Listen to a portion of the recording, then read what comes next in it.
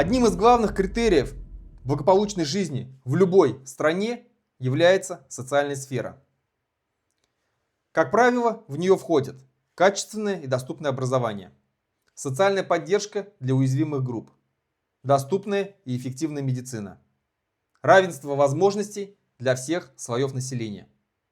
Согласитесь, что со всем этим у нас в Башкортостане, да и в целом по всей России, большие проблемы. Давайте остановимся на медицине. Как говорится, было бы здоровье, все остальное приложится.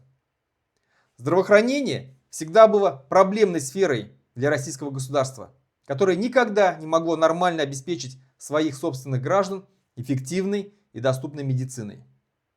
Что уж тут говорить, если чиновники, депутаты, да и вся российская элита, в том числе и элита Башкортостана, вывозят своих родных и близких за рубеж лечиться. В то время как вся страна собирает смс-ками деньги на операции для детей.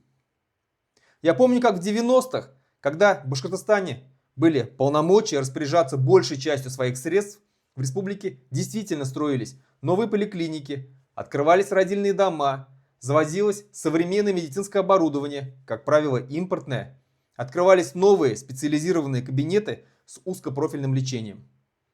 Сейчас я могу точно сказать, что такого в Башкортостане давно уже нигде нет. Путин, уничтожив относительную самостоятельность наших республик, вместе с этим уничтожил и наше с вами благополучие. Российские пропагандисты, рассказывая нам, как Россия встала с колен, не упоминают про десятки и сотни и тысячи закрытых больниц, школ, родильных домов, детских садов, сокращенных фельдшерско-акушерских пунктов. Сегодня мы наблюдаем расцвет оптимизации, когда в городах и районах Башкортостана закрылись жизненно важные объекты здравоохранения. В результате этой оптимизации одна больница обслуживает сразу несколько населенных пунктов, которые раскиданы между собой на десятки, а то и сотни километров. Или родильные дома, которые обслуживают сразу несколько районов. Чтобы оказать быструю, жизненно важную помощь больному, принять роды, вызвать скорую помощь, необходимо ехать по разбитым проселочным дорогам десятки километров на протяжении долгого времени, которое так дорого для больного. Например, в городе Учелы сократили множество важных услуг для населения и перевели их в Белорецк, который расположен за 100 километров. Помимо того, что в Белорецк переехали такие службы, как Пенсионный фонд, отдел социальной защиты, налоговая служба, санэпидемстанция, но также учелинцы лишились и многих медицинских служб и услуг. Например, в Белорецк переехали станции по переливанию крови, медицинская лаборатория, служба скорой помощи, патологоанатомическое отделение. Туда же ездят на обследование и роды беременные женщины. Это очень осложнило жизнь более 70 тысячам человек, которые проживают в Учелинском районе. Замечу, что это самый протяженный район в республике. Расстояние с севера на юг составляет 140 километров. После переноса в лаборатории результатов анализов приходится ждать намного дольше. Ведь в Учелах осуществляется только забор, а исследования проводят специалисты Белорецкого ЦРКБ. Учелинцы жалуются и на дефицит узких специалистов и считают это тоже результатом оптимизации. Попасть на прием к ним можно только в Белорецке, либо получить консультацию в Учелах, но в платных клиниках. Для пенсионеров стоимость такого приема в более чем 1000 рублей явно ощутима. Ухудшилась и работа скорой помощи, которая теперь едет до больных намного дольше. Время в пути из одного населенного пункта в другой по горному серпантину может составлять несколько часов. Зимой дороги вообще бывают перекрыты из-за снега. В итоге жители Учелинского района сначала жаловались в социальных сетях, а потом написали петицию на имя президента Российской Федерации и имя главы Республики Башкортостан, где потребовали вернуть доступную медицину обратно в район. Но ничего не изменилось и по сегодняшний день. Таким образом, несколько лет назад точно так же закрыли целый больничный комплекс в селе Петровское Ишимбайского района. Петровская участковая больница исполняла фактически роль центральной межрайонной поликлиники. На прием и лечиться сюда приезжали люди из 8 соседних деревень. Всего к участковой больнице было приписано 5600 человек, в том числе 1000 детей. И это не советские времена, а относительно недавно. В результате так называемой оптимизации весь этот больничный комплекс был закрыт. А вместо него открыли одну поликлинику в здании бывшего лесхоза. Многие доступные ранее функции медицинского обслуживания перенесли в город Ишимбай.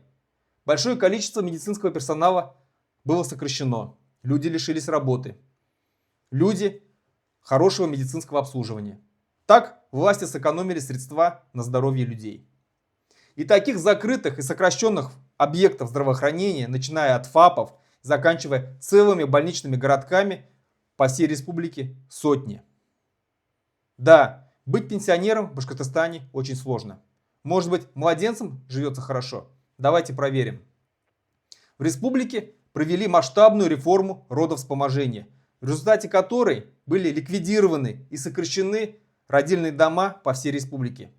Теперь в разных частях Башкортостана один роддом действует сразу на несколько районов. Так, например, роженицы Хайбулинского, Зилаирского, Баймакских районов едут рожать в город Сибай, а роженицы Учелинского района в город Белорецк. И так по всей республике, во всех районах. В итоге многие жители Башкортостана с критикой относятся к такой оптимизации, когда женщинам приходится ехать рожать за сотни километров, где услуги и обстановка ничем не отличаются от тех, что были раньше у них в районе. А порой даже бывает и хуже. К проблемам в сфере здравоохранения в Башкортостане необходимо отнести и проблемы с получением бесплатных, редких и дорогостоящих лекарственных препаратов. Об этом правительство Башкортостана еще в 2019 году сделало замечание Совет по правам человека при президенте Российской Федерации. Спустя 6 лет ничего не изменилось. В декабре 2025 года уполномоченная по правам человека Татьяна Москалькова заявила, что Башкортостан входит в список регионов, где постоянно происходят перебои с обеспечением льготными препаратами. После того, как Россия начала полномасштабную войну против Украины, на Россию были наложены санкции. Многие зарубежные препараты оказались недоступны для россиян, а российские аналоги менее эффективны, и даже их на всех не хватает. Большая проблема и с систематическими преступлениями в сфере здравоохранения со стороны управленцев Башкортостана. Сюда входит мошенничество с медицинскими лекарствами, с медицинским оборудованием, взятки, подлоги. Так, в мае 2025 года завершилось уголовное дело в отношении заместителя министра здравоохранения Республики Башкортостан Ирины Кононовой, которую нам в республику назначили из Москвы. Как было установлено, Кононова не обеспечивала неизлечимо больного ребенка, а также еще 2 инвалидов, медицинской продукцией, которые назначены были им по жизненным показаниям. Что сделала преступница? Улетела обратно в Москву и сейчас там находится под защитой своих покровителей. Приговора до сих пор нет. Из наиболее свежих преступлений также можно назвать дело в отношении главы управления капитального строительства Башкортостана Инны Иксановой, которая дала указание принять в больнице контрафактное УЗИ-оборудование на сумму в 57 миллионов рублей. Вымогательство и дача взяток в республике тоже стало обыденностью. Так, 11 декабря 2025 года при получении взятки в сумму 117 тысяч рублей задержали главного врача Красноусольской районной больницы. С 2024 года этот руководитель требовал от своих подчиненных заносить ему ежемесячно от 100 до 150 тысяч рублей за так называемое покровительство. По точно такой же статье еще раньше были задержаны глава Зилаирской больницы, города Салавата, Кигинской центральной больницы. И таких случаев тоже по республике много. Если же подвести итоги, то можно смело утверждать, что система здравоохранения в республике находится в катастрофическом положении. Необходимо учитывать, что принятый в конце 2025 года бюджет России в основном перераспределен на ведение войны с Украиной. Основные доходы в бюджет уходят на ведение боевых действий, а социальные сферы, наоборот, сокращаются. Под сокращение попала и программа развития здравоохранения. Даже по официальным данным, по сравнению с 2025 годом, она потеряла более 31 миллиарда рублей. С учетом инфляции сокращение, конечно же, еще более масштабнее. С каждым годом Москва требует все больших и больших вливаний в федеральный бюджет.